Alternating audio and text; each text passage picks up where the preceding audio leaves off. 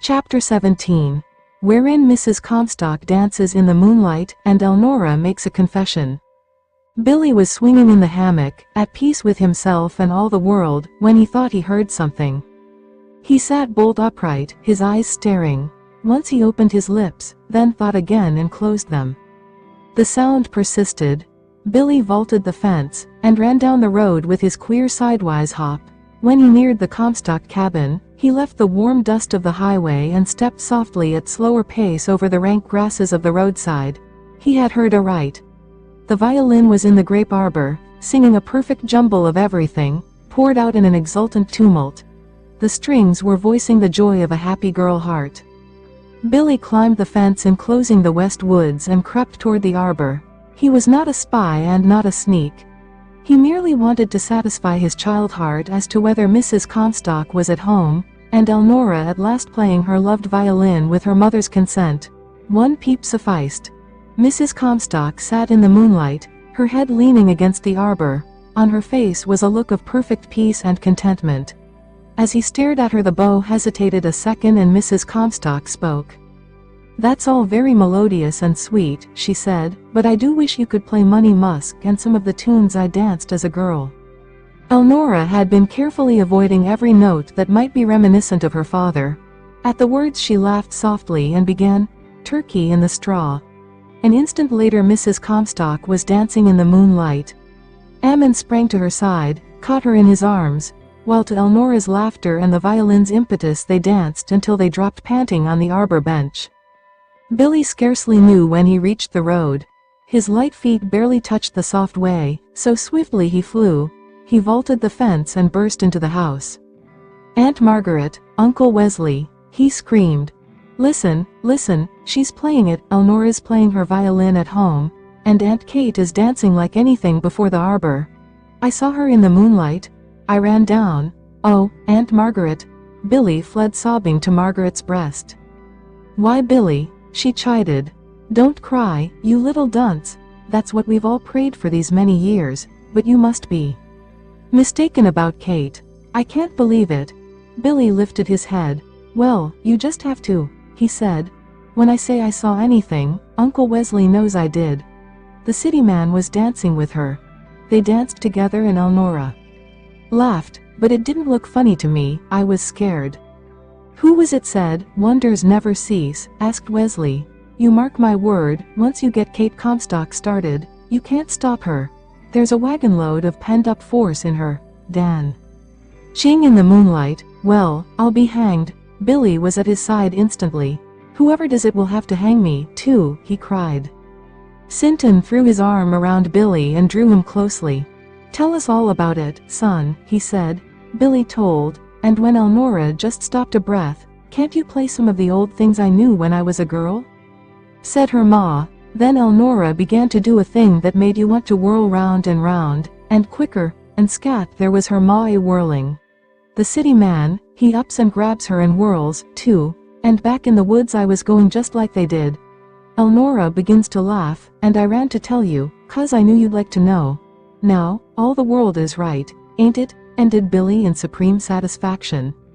"You just bet it is," said Wesley. Billy looked steadily at Margaret. "Is it, Aunt Margaret?" Margaret Sinton smiled at him bravely. An hour later, when Billy was ready to climb the stairs to his room, he went to Margaret to say good night. He leaned against her an instant, then brought his lips to her ear. "Wish I could get your little girls back for you," he whispered and dashed toward the stairs. Down at the Comstock cabin the violin played on until Elnora was so tired she scarcely could lift the bow. Then Philip went home. The women walked to the gate with him, and stood watching him from sight. "That's what I call one decent young man," said Mrs. Comstock. "To see him fit in with us, you'd think he'd been brought up in a cabin, but it's likely he's always had the very cream o' the pot." "Yes, I think so," laughed Elnora, "but it hasn't hurt him. I've never seen anything I could criticize. He's teaching me so much, unconsciously. You know he graduated from Harvard, and has several degrees in law. He's coming in the morning. And we are going to put in a big day on Katokalai. Which is, those gray moths with wings that fold back like big flies, and they appear as if they had been carved from old wood. Then, when they fly, the lower wings flash out and they are red and black, or gold and black, or pink and black, or dozens of bright, beautiful colors combined with black. No one ever has classified all of them and written their complete history, unless the bird woman is doing it now. She wants everything she can get about them. I remember, said Mrs. Comstock, they are mighty pretty things. I've started up slews of them from the vines covering the logs, all my life. I must be cautious and catch them after this, but they seem powerful spry. I might get hold of something rare. She thought intently and added, and wouldn't know it if I did. It would just be my luck. I've had the rarest thing on earth in reach this many a day and only had the wit to cinch it just as it was going. I'll bet I don't let anything else escape me. Next morning Philip came early, and he and Elnora went at once to the fields and woods.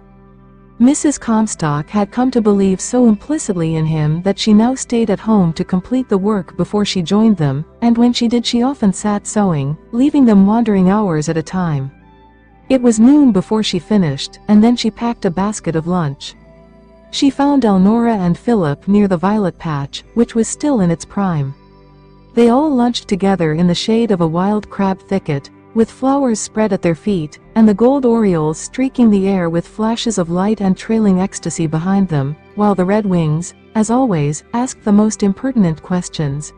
Then Mrs. Comstock carried the basket back to the cabin, and Philip and Elnora sat on a log, resting a few minutes. They had unexpected luck, and both were eager to continue the search. "Do you remember your promise about these violets?" asked he. "Tomorrow is Edith's birthday, and if I'd put them special delivery on the morning train, she'd get them in the late afternoon. They ought to keep that long. She leaves for the north next day." "Of course, you may have them," said Elnora. "We will quit long enough before supper to gather a large bunch. They can be packed so they will carry all right. They should be perfectly fresh, especially if we gather them this evening and let them drink all night." Then they went back to hunt Katokalai. It was a long and a happy search. It led them into new, unexplored nooks of the woods, past a redpoll nest, and where goldfinches prospected for thistledown for the cradles they would line a little later. It led them into real forest, where deep, dark pools lay, where the hermit thrush and the wood robin extracted the essence from all other bird melody, and poured it out in their pure belltone notes. It seemed as if every old gray tree trunk, slab of loose bark, and prostrate log yielded the flashing gray treasures, while of all others they seemed to take alarm most easily, and be most difficult to capture. Philip came to Elnora at dusk, daintily holding one by the body, its dark wings showing and its long slender legs trying to clasp his fingers and creep from his hold. "Oh, for mercy's sake," cried Elnora, staring at him. "I half believe it," exulted Ammon. "Did you ever see one?" "Only in collections, and very seldom there." Elnora studied the black wings intently. "I surely believe that's Sappho," she marveled. "The bird woman will be overjoyed." "We must get the cyanide jar quickly," said Philip. "I wouldn't lose her for anything, such a chase as she led me." Elnora brought the jar and began gathering up paraphernalia. "When you make a find like that," she said, "it's the right time to quit and feel glorious all the rest of that day. I tell you I'm proud. We will go now. We have barely time to carry out our plans before supper. Won't Mother be pleased to see that we have a rare one?" "I'd like to see anyone more pleased than I am," said Philip. "Ammon, I feel as if I'd earned my supper tonight. Let's go." He took the greater part of the load and stepped aside for Elnora to precede him. She followed the path, broken by the grazing cattle, toward the cabin, and nearest the violet patch she stopped, laid down her net, and the things she carried. Philip passed her and hurried straight toward the back gate. "Aren't you going to?" began Elnora. "I'm going to get this moth home in a hurry," he said. "This cyanide has lost its strength, and it's not working well. We need some fresh in the jar." He had forgotten the violets. Elnora stood looking after him, a curious expression on her face. 1 second so, then she picked up the net and followed. At the blue-bordered pool she paused and half turned back, then she closed her lips firmly and went on. It was 9 o'clock when Philip said goodbye and started to town. His gay whistle floated to them from the farthest corner of the Limberlost. Elnora complained of being tired, so she went to her room and to bed. But sleep would not come. Thought was racing in her brain, and the longer she lay the wider awake she grew. At last she softly slipped from bed, lighted her lamp and began opening boxes. Then she went to work.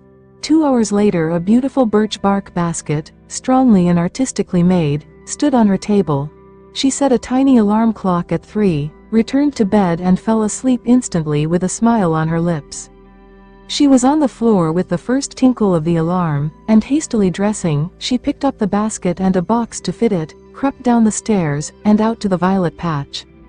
She was unafraid as it was growing light, and lining the basket with damp mosses she swiftly began picking, with practiced hands, the best of the flowers. She scarcely could tell which were freshest at times, but day soon came creeping over the Limberlost and peeped at her. The robins awoke all their neighbors, and a babble of bird notes filled the air. The dew was dripping, while the first strong rays of light fell on a world in which Elnora worshipped. When the basket was filled to overflowing, she set it in the stout pasteboard box, packed it solid with mosses, tied it firmly and slipped under the cord a note she had written the previous night. Then she took a short cut across the woods and walked swiftly to Onabasha. It was after 6 o'clock, but all of the city she wished to avoid were asleep. She had no trouble in finding a small boy out, and she stood at a distance waiting while he rang Dr. Ammon's bell and delivered the package for Philip to a maid, with the note which was to be given him at once. On the way home through the woods passing some baited trees she collected the captive moths. She entered the kitchen with them so naturally that Mrs. Comstock made no comment. After breakfast Elnora went to her room, cleared away all trace of the night's work and was out in the arbor mounting moths when Philip came down the road. "I am tired sitting," she said. To her mother, "I think I will walk a few rods and meet him." "Who's a trump?" he called from afar. "Not you," retorted Elnora. "Confess that you forgot." "Completely," said Philip. "But luckily it would not have been fatal. I wrote Polly last week to send Edith something appropriate today, with my card. But that touch from the woods will be very effective. Thank you more than I can say. Aunt Anna and I unpacked it to see the basket, and it was a beauty. She says you are always doing such things." "Well, I hope not," laughed Elnora. "If you'd seen me sneaking out before dawn, not to awaken Mother, and coming in with moths to make her think I'd been to the trees, you'd know it was a most especial occasion." Then Philip understood two things. Elnora's mother did not know of the early morning trip to the city, and the girl had come to meet him to tell him so. "You were a brick to do it," he whispered as he closed the gate behind them. "I'll never forget you for it. Thank you ever so much." "I did not do that for you," said Elnora tersely. "I did it mostly to preserve my own self-respect. I saw you were forgetting. If I did it for anything besides that, I did it for her." "Just look what I've brought," said Philip, entering the arbor and greeting Mrs. Comstock. "Borrowed it of the bird woman. And it isn't hers. A rare edition of Catocoli with colored plates. I told her the best I could, and she said to try for Sappho here.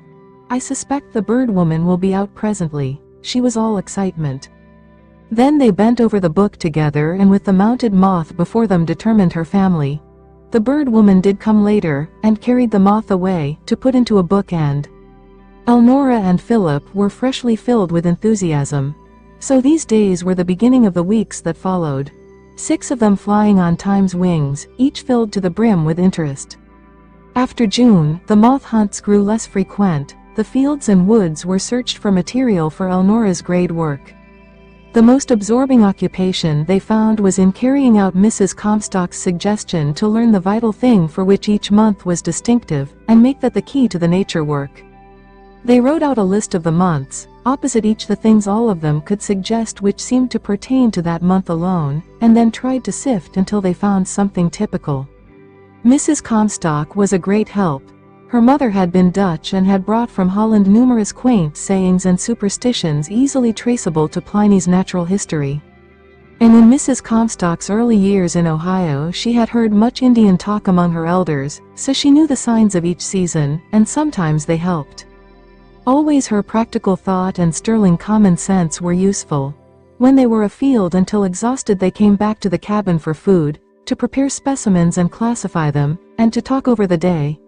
Sometimes Philip brought books and read while Elnora and her mother worked, and every night Mrs. Comstock asked for the violin. Her perfect hunger for music was sufficient evidence of how she had suffered without it. So the days crept by, golden, filled with useful work and pure pleasure. The grosbeak had led the family in the maple abroad, and a second brood, in a wild grapevine clambering over the well, was almost ready for flight. The dust lay thick on the country roads, the days grew warmer, summer was just poising to slip into fall, and Philip remained, coming each day as if he had belonged there always. One warm August afternoon Mrs. Comstock looked up from the ruffle on which she was engaged to see a blue-coated messenger enter the gate. "Is Philip Ammon here?" asked the boy. "He is," said Mrs. Comstock. "I have a message for him. He is in the woods back of the cabin. I will ring the bell. Do you know if it is important?" "Urgent," said the boy. "I rode hard." Mrs. Comstock stepped to the back door and clanged the dinner bell sharply, paused a second, and rang again. In a short time Philip and Elnora ran down the path. "Are you ill, mother?" cried Elnora. Mrs. Comstock indicated the boy. "There is an important message for Philip," she said. He muttered an excuse and tore open the telegram. His color faded slightly. "I have to take the first train," he said.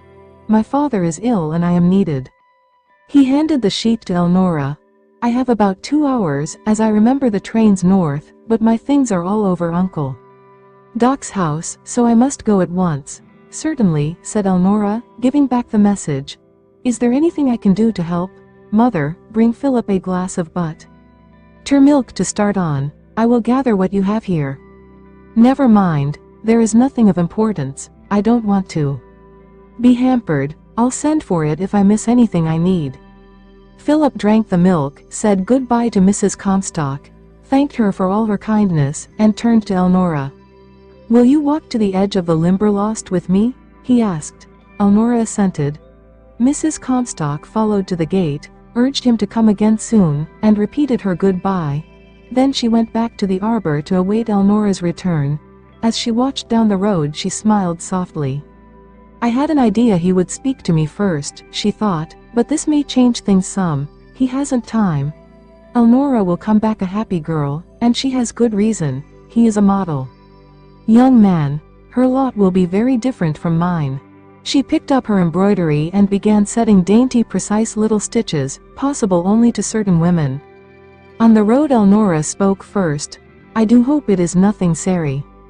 "Ooze," she said. "Is he usually strong?" "Quite strong," said Philip. "I am not at all alarmed, but I am very much ashamed.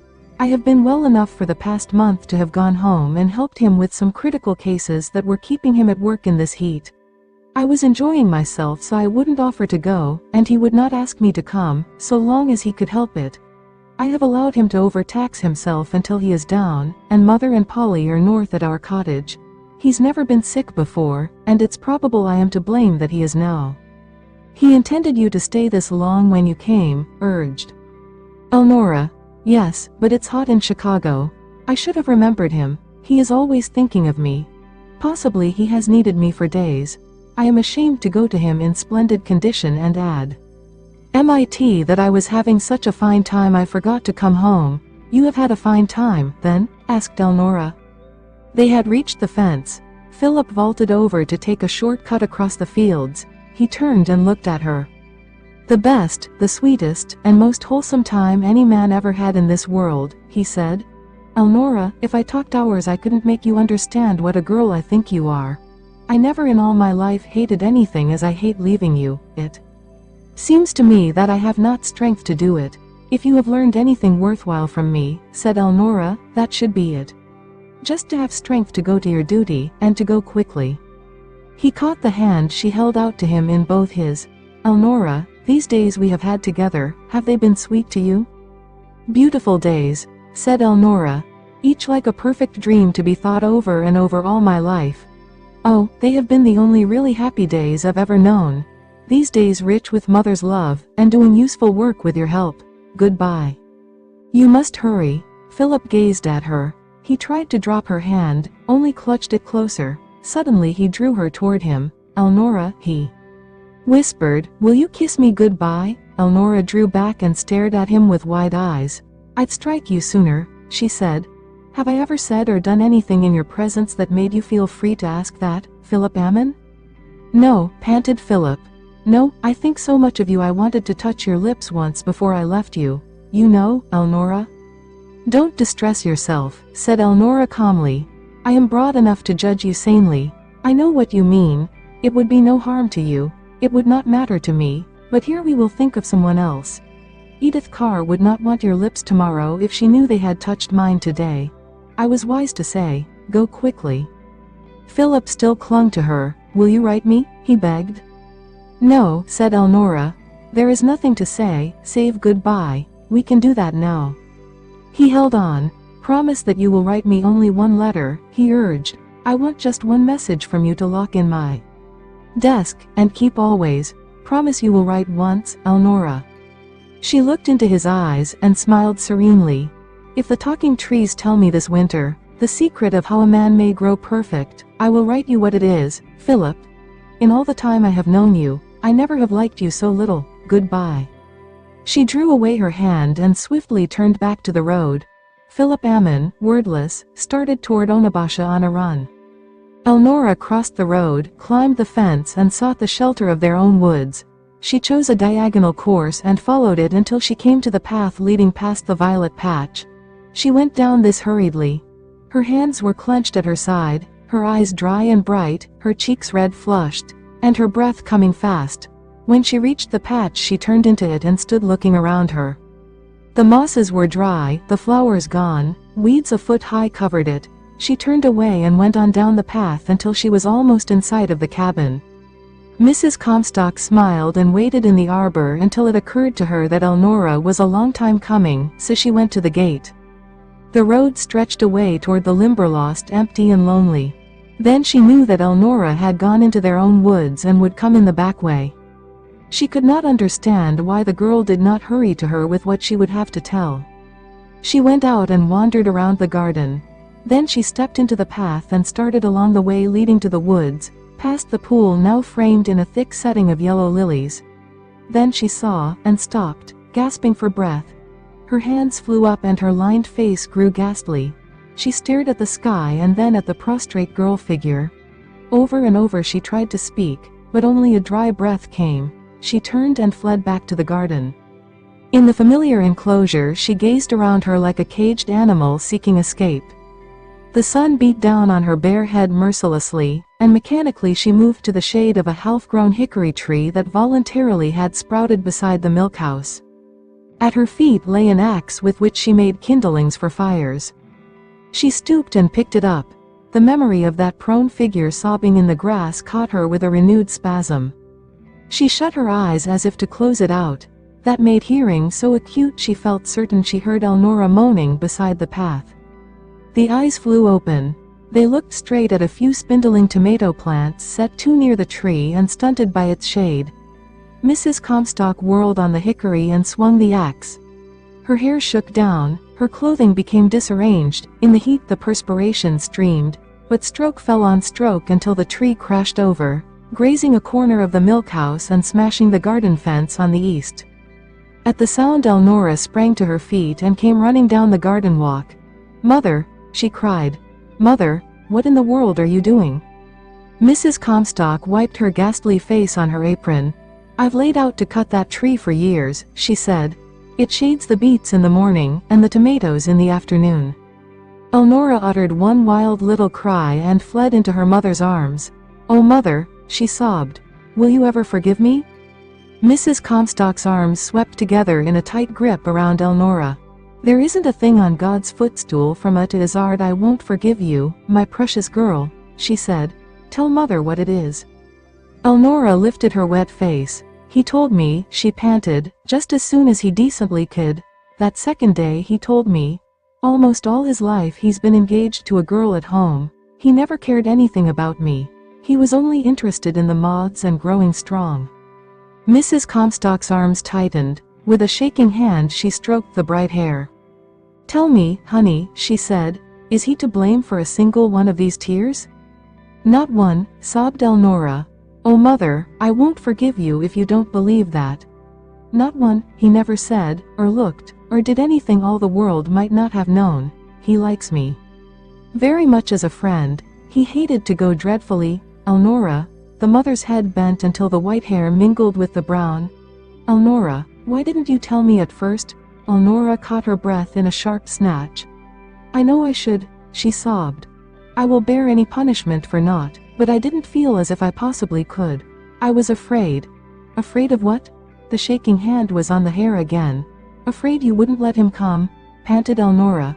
And oh, mother, I wanted him so.